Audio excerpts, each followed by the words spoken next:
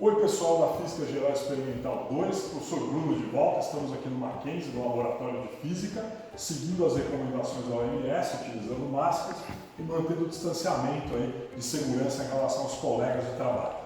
Temos aqui um vídeo hoje a respeito do experimento número 8, que é o experimento sobre energia mecânica. Energia mecânica, vocês sabem, ela é dada por definição pela soma da energia cinética com a energia potencial. A energia cinética está relacionada ao movimento, né? O corpo em movimento ele possui uma energia cinética, que está relacionada com a sua massa, é diretamente proporcional à sua massa e diretamente proporcional ao quadrado da sua velocidade.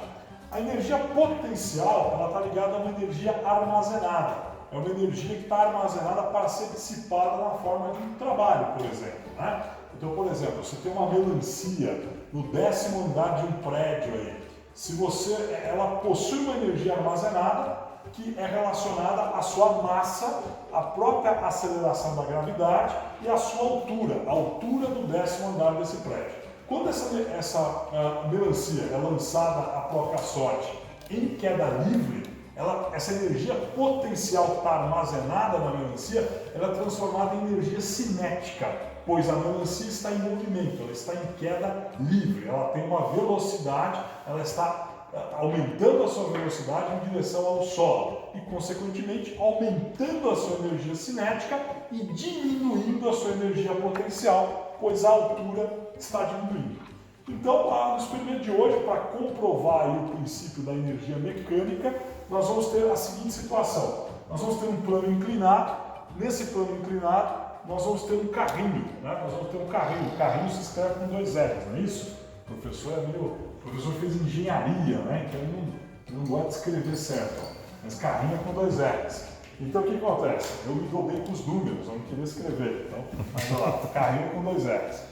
O que acontece? É um carrinho verde, é um carrinho palmeirense, né? Que talvez aí não tenha mundial. Mas o que acontece? Esse carrinho ele foi lançado a uma certa altura, ele está a uma certa altura aqui, né? No plano inclinado. Essa altura H, ela vai fornecer esse carrinho e permitir que ele tenha uma energia potencial armazenada, né? Essa energia potencial, para esse sistema, ela vai ser máxima no momento que o carrinho estiver nessa altura em repouso lá no plano inclinado. Quando o carrinho for solto, o que vai acontecer? Ele vai descer a rampa, né? Ele vai descer, como vulgarmente se diz aí no jargão popular, ele vai descer a ladeira, não é isso? Ele vai descer a ladeira. Quando ele descer a ladeira, ele vai atingir a sua energia cinética máxima lá embaixo, ao final da ladeira. Ao final da ladeira, ele vai atingir a sua velocidade máxima por causa da gravidade e vai ter a sua energia cinética máxima, tá ok? Ela vai ser atingida aqui embaixo.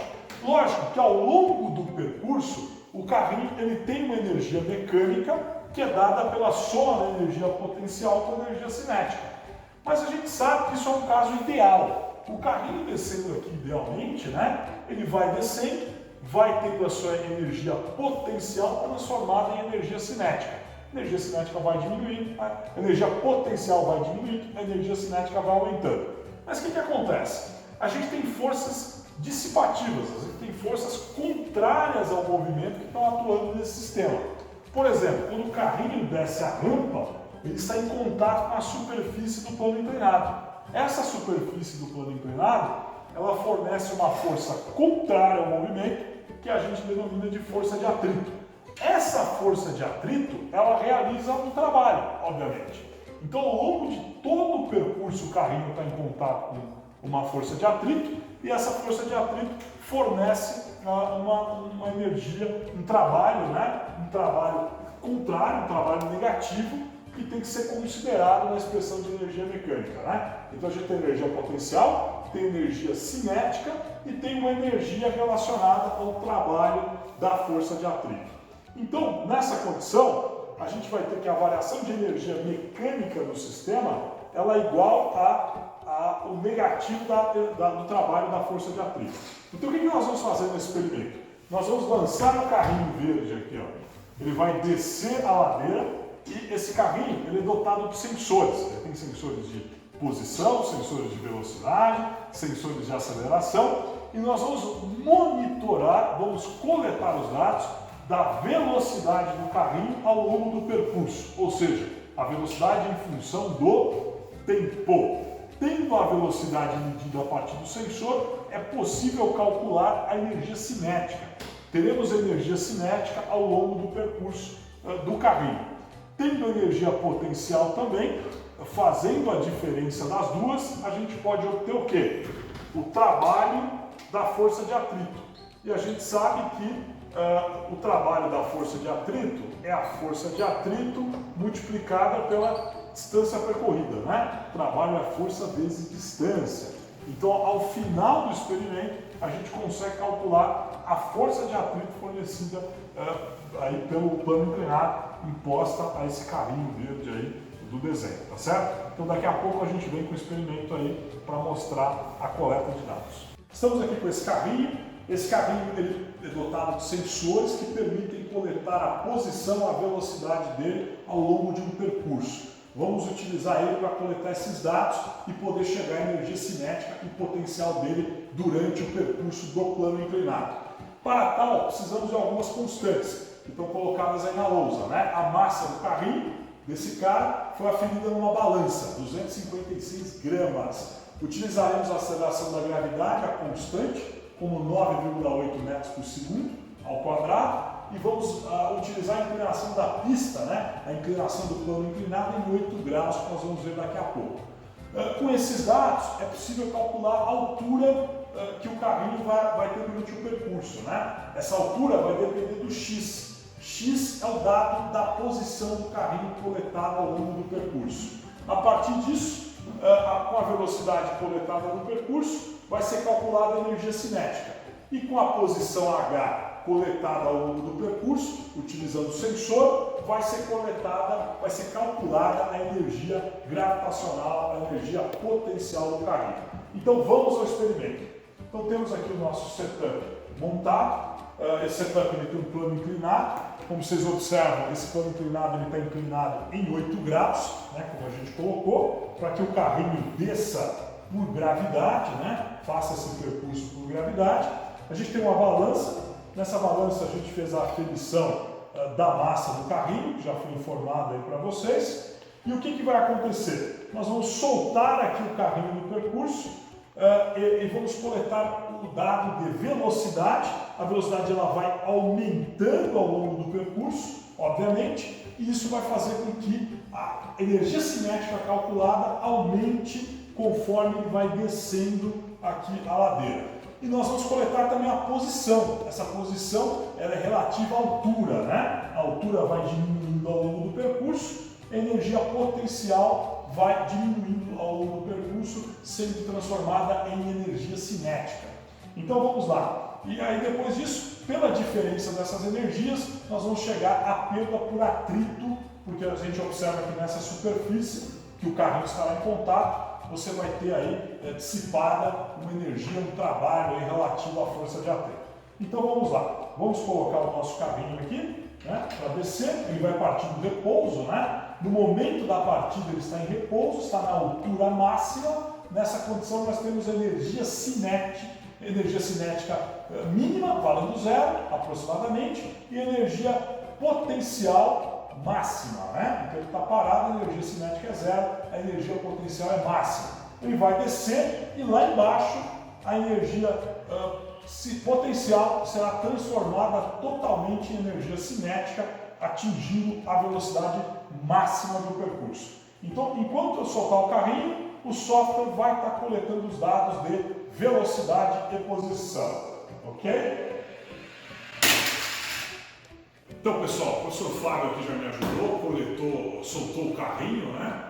A gente tem um delay aqui para o Flávio soltar o carrinho, por isso que tem essa constante, né? Esse gráfico aqui mostra a velocidade medida em função do tempo, né? Para a descida do carrinho.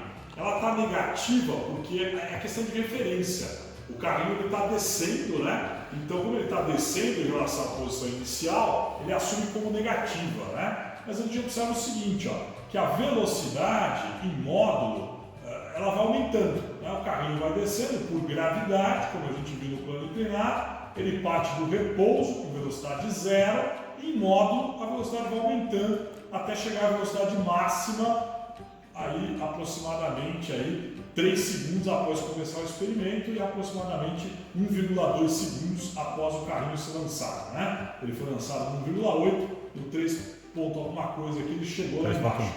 O que acontece?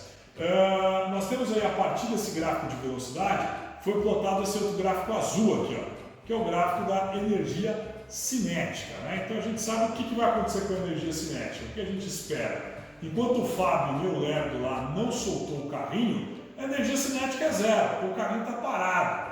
A partir desse momento aqui do instante, aproximadamente 2 segundos, ele soltou o carrinho. O carrinho, ó, tem velocidade, como eu estou mostrando com a minha mãozinha aqui, ó. E o que aconteceu? A velocidade foi aumentando, a energia cinética foi aumentando até chegar ao valor máximo, né? A gente observa que é um comportamento parabólico, porque a energia cinética depende da velocidade de acordo com a equação do segundo grau. Aqui está em função do tempo, a energia cinética também em função do tempo, então aí a gente tem a mesma dependência. E aqui a gente tem energia cinética em função do tempo. Potencial. Desculpa, energia potencial em função do tempo. Ó, no tempo zero aqui, a gente tinha o carrinho, né? No tempo 2 aqui, na verdade, né, que é o início do lançamento dele, com energia potencial máxima. Ele está marcando zero aqui por uma questão de referência também, né? Na verdade, essa posição aqui, ele está lá em cima, né? E aí a energia cinética, potencial, ela vai diminuindo, né? Como ao contrário exatamente do que aconteceu com a energia cinética. Se a gente olhar para esses dois gráficos aqui, ó, esse gráfico verde, que é o gráfico da energia potencial, ele é complementar a esse gráfico da energia cinética. Se eu fizesse a integral dessa área aqui, ó, desse gráfico, e a integral dessa outra área aqui somado, daria idealmente, né, um retângulo perfeito aqui, né, sendo energia mecânica total, que é a energia total do sistema que envolveu aí o nosso experimento.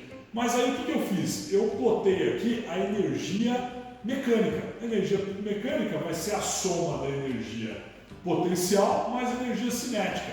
A gente observa o seguinte, que essa energia, ela deveria dar constante até, né? Porque você soma a energia, quando a energia cinética ela aumenta, é porque a energia potencial foi transformada em cinética. Então a soma das duas dá mecânica. Por que ela não está constante aqui? Porque a gente tem perda, né? A gente tem esse gráfico da energia mecânica não se comportando de forma constante, sendo ela a soma das energias, né? Esse gráfico roxo aqui, ele não é constante porque tem perda. A perda ocorre como? Ocorre por atrito, principalmente atrito com a superfície.